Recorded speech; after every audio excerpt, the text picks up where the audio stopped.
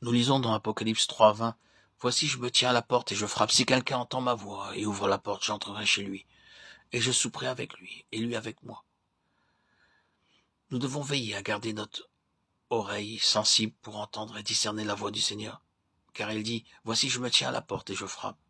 Si quelqu'un entend ma voix. » Disons donc par la foi au Seigneur, « Je veux entendre ta voix, parle-moi. » Cette exhortation que celui qui a des oreilles entende se trouve 7 fois répétée dans les chapitres 2 et 3 d'Apocalypse. Gardez votre oreille sensible. Par un péché quel qu'il soit, nous pouvons devenir sourds spirituellement. C'est ainsi que le sacrificateur Élie du temps de Samuel devint sourd spirituellement. Dieu appelait Samuel, Samuel, mais Élie ne pouvait pas entendre cet appel. Car au cours des années, il devint spirituellement sourd. Nous avons un Dieu vivant, il parle, mais il nous faut garder notre oreille sensible, et ceci nécessite la foi. Matin après matin, nous devons dire au Seigneur, « Seigneur, parle-moi jour après jour et donne-moi un message pour les personnes vers lesquelles tu m'envoies. » Le prophète Ésaïe dit au chapitre 50, verset 4, « Le Seigneur l'Éternel m'a donné une langue exercée pour que je sache soutenir par la parole celui qui est abattu. Il éveille chaque matin, il éveille mon oreille pour que j'écoute, comme écoutent des disciples. »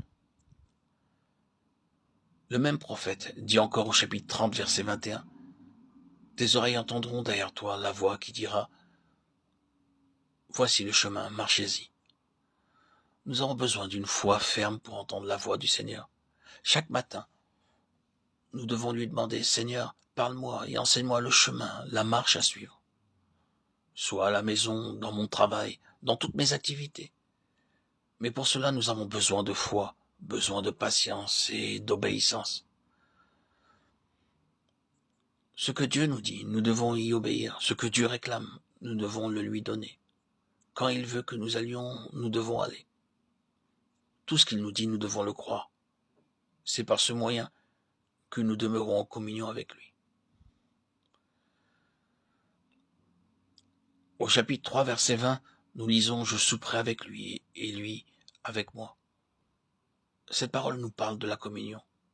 Le Seigneur désire s'approcher de nous. Il veut rentrer chez nous afin de partager avec nous ses propres pensées, ses propres fardeaux. Dans cette communion avec le Seigneur, nous sommes fortifiés jour après jour. Dans le premier chapitre, le premier épître de Jean, au chapitre 1, verset 3, il est dit, « Ce que nous avons vu et entendu, nous vous l'annonçons à vous aussi, afin que vous aussi, vous soyez en communion avec nous. » Or, notre communion est avec le Père et avec son Fils, Jésus-Christ.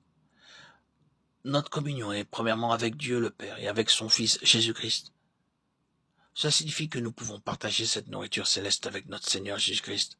Par exemple, nous lui disons par la foi, « Seigneur Jésus, donne-moi tes directives, ton plan céleste pour toute la journée. » C'est ainsi que nous sommes nourris et fortifiés, jour après jour, par ce dialogue, par cette communion que nous avons avec lui. C'est ainsi que nous sommes introduits dans le plan céleste.